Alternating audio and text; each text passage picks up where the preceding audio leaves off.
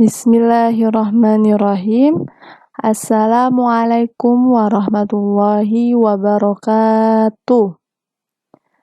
Alhamdulillahirabbil alamin. Amma ba'du. Hari ini kita kembali mempelajari pelajaran apa? Fikih. Kita belajar fikih di kelas 4. Tentunya dengan Ibu siapa? Ibu Nadia Ulfa, bisa dipanggil dengan Ibu Nadia. Ya, untuk belajar. Ayo, sebelumnya kalian sudah baca buku belum? Hari ini kita akan mempelajari apa? Ayo, apa? Kemarin kita telah mempelajari apa? Mata pelajaran apa? Kemarin kita telah mempelajari tentang hitan. Nah, sekarang kita akan mempelajari tentang apa ya? Tanda-tanda balik. Nah, tanda-tanda balik. Apa sih itu tanda-tanda balik? Menjelaskan apa saja ya? Yuk, kita harus siap belajar dan penuh semangat. Ibu meminta disimak penjelasan Ibu dan ditonton videonya ya sayang. Anak-anak Ibu, ayo kita simak. Pertama, kita menjelaskan tentang sebelumnya kita balik itu apa ya? Nah, di sini menjelaskan bahwa balik dari bahasa Arab diambil dari kata balago. Balago, balaga. Kalau bahasa Arabnya balago ya bacanya. Artinya itu sampai.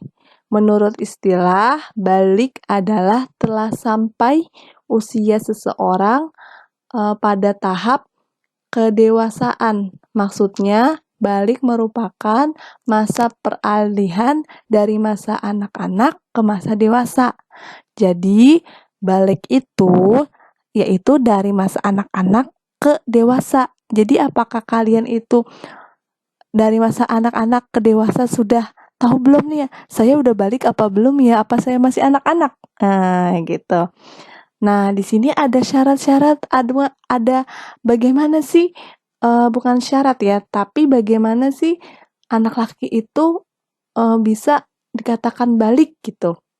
Nah, di sini dijelaskan seseorang anak yang sudah balik mengalami tanda-tanda. Tanda-tandanya itu ini khusus laki-laki. Ibu jelaskan, coba dilihat. Seorang anak laki-laki yang sudah balik mengalami pertama tumbuh rambut di beberapa bagian tubuh. Jadi di beberapa bagian tubuh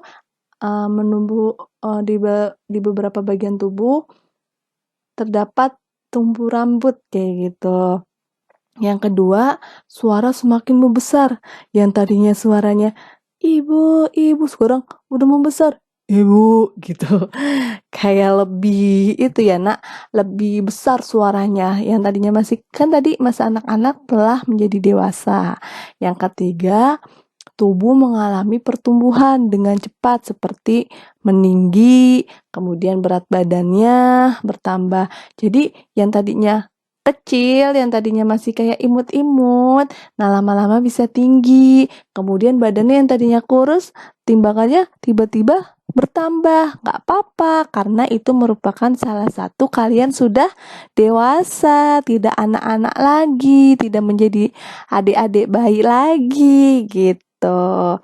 Kemudian ini terdapat tanda-tanda bagi laki-laki ya. Pertama sebutkan tumbuh rambut di beberapa bagian tubuh.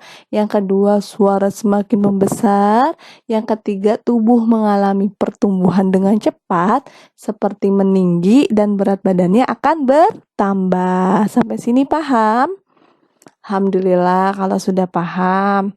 Kemudian pada perempuan, tentunya pada perempuan ini yang membedakan itu suara yang lembut dan pertumbuhan tubuh yang membedakan antara laki-laki dan perempuan.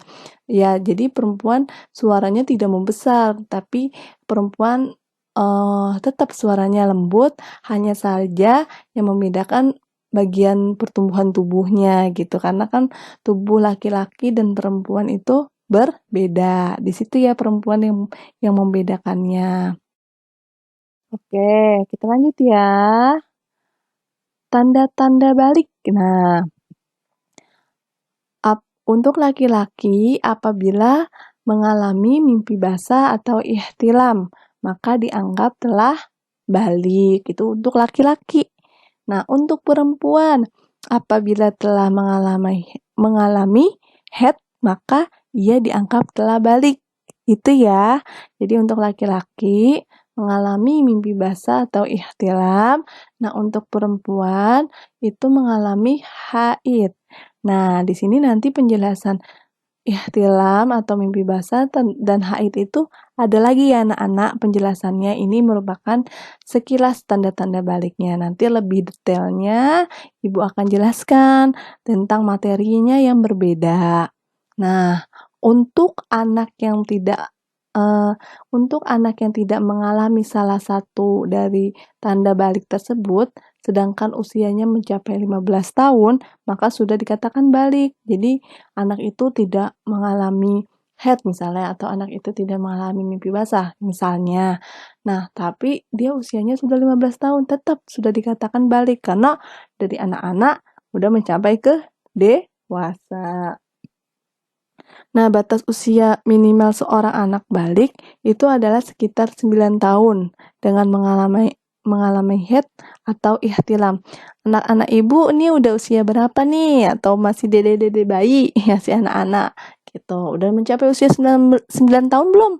Gitu. Kalau sudah mencapai 9 tahun, nah udah mencapai tanda-tanda balik, berarti kalian sudah balik gitu. Sedangkan maksimalnya adalah 15 tahun. Apabila seorang anak telah membedakan mana yang baik dan buruk disebut tamyiz. Nah, orangnya itu disebut mumayyiz. Ibu bedakan, apabila anak telah membedakan mana yang baik dan buruk itu disebut tamyiz. Dan orangnya itu disebut mumayyiz. Jadi kalau misalnya nih kalian sudah dapat membedakan, misalnya ada uang, jangan uang ya, misalnya contohnya ada pulpen. Pulpennya itu punya teman kalian. Nah, kalian mau ngambil atau mau balikin. Nah, itu disebut tamyiz, bisa membedakan, oh aku mau balikin, ini pulpennya teman aku, berarti kalian sudah dapat membedakan mana yang baik dan buruk, kalian melakukan kebaikan. Nah, orangnya itu, dirinya kalian itu disebut apa? Mumayyiz, karena kalian sudah bisa dapat membedakan mana yang baik dan buruk, gitu. Sekarang mah, anak-anak ibu harus bisa membedakan mana yang baik dan mana yang buruk. Kalau baik dilaksanakan, kalau buruk ditinggalkan. Paham ya? Oke, kita lanjut. Nah, itu ya tanda-tandanya ya, Nak. Tuh, kita lanjut. Apakah kamu sudah mengalami tanda-tanda balik tersebut? Nah, apabila kamu sudah mengalaminya, jangan merasa malu. Jangan bingung untuk bertanya kepada orang tua kamu atau kepada bapak atau ibu guru. Jadi ketika kalian telah udah merasakan tanda-tanda balik ini, baik laki-laki dan maupun perempuan, bilang cerita sama mamahnya, atau cerita sama papahnya, atau cerita sama gurunya, atau boleh cerita sama ibu. Ibu gimana cerita, ngobrol sama ibu. Kalau kalian cerita kan jadi ibu bisa tahu. Gitu ya, kalau kalian udah belajar ini, kalian harus paham. Gitu, nggak boleh malu bertanya. Kayak gitu. Selanjutnya akan menjelaskan kewajiban setelah balik. Nah, pertama, kita lihat seorang anak yang sudah balik sudah dikenai hukum taklif, yaitu terkena kewajiban menjalankan syariat, mulai dari ibadah, akhlak kepada sesama, baik di rumah maupun di sekolah. Jadi kalian harus berbuat baik kepada siapapun, baik di rumah maupun di sekolah. Nah, semua amal perbuatan akan dipertanggungjawabkan dari mulai sudah balik, pahala, dosa, dari setiap perbuatan akan dipertanggungjawabkan. Apabila kalian baik, akan mendapat apa? Pahala. Tapi kalau kalian berbuat dosa, akan mendapat apa? Dosa. Nah, di sini balik merupakan salah satu syarat wajib suatu ibadah yang disandingkan dengan akil, yaitu berakal sehat. Apabila kamu belum balik, biasakan sholat, puasa, dan ibadah-ibadah lainnya. Jadi ketika kalian sudah balik, akan terbiasa gitu. Seorang yang mengalami ihtilam atau haid berarti sedang dalam keadaan hadas besar, maka dilarang melakukan ibadah seperti sholat. Nah, terus bagaimana Bu cara melakukannya lagi? Boleh melakukan ibadah. Yang pertama, bagi laki-laki ketika telah ikhtilam, maka dia wajib mandi hadas besar gitu.